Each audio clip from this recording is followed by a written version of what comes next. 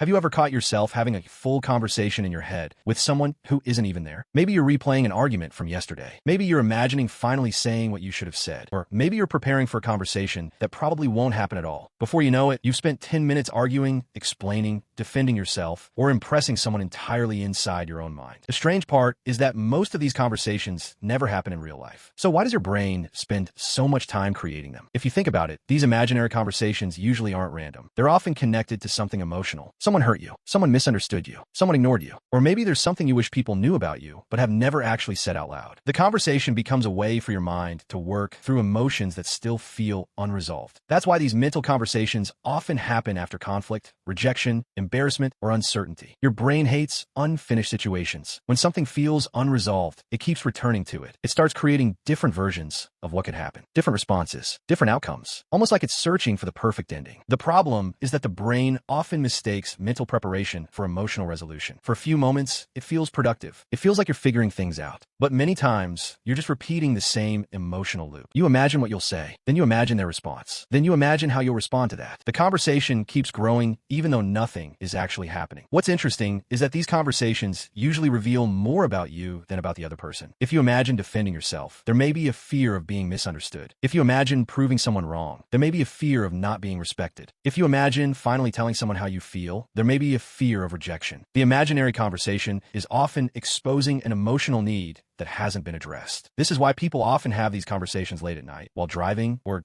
during quiet moments. When distractions disappear, unresolved thoughts become easier to hear. The mind starts revisiting situations that still carry emotional weight. Sometimes the conversation isn't even about the future. It's about the past. Have you ever replayed a conversation from years ago and imagined a better response? Maybe you thought of the perfect comeback hours later. Maybe you imagined standing up for yourself in a way you didn't at the time. Your brain isn't changing the past. It's trying to regain a sense of control over a moment that made you feel powerless. And that's the key to understanding why this happens. Most imaginary conversations are not really about communication. They're about emotion. They're about trying to process uncertainty, protect yourself from future pain, or gain control over something that still feels unresolved. The problem is that the more time you spend inside these imagined interactions, the easier it becomes to mistake them for reality. You start reacting emotionally to conversations that never happened. You feel frustrated, anxious, or upset over situations that exist only in your mind. The next time you catch yourself deep inside an imaginary conversation, ask yourself one simple question. Am I preparing for something real, or am I trying to solve an emotion that hasn't been processed yet? Because sometimes the conversation you're imagining isn't the thing that needs attention. The feeling underneath it is. If you're related to this video, leave a comment and tell me what kind of conversations you catch yourself imagining most often. And if you enjoyed this video, don't forget to like and subscribe for more insights into the hidden patterns behind everyday thoughts and emotions. I'll see you in the next video.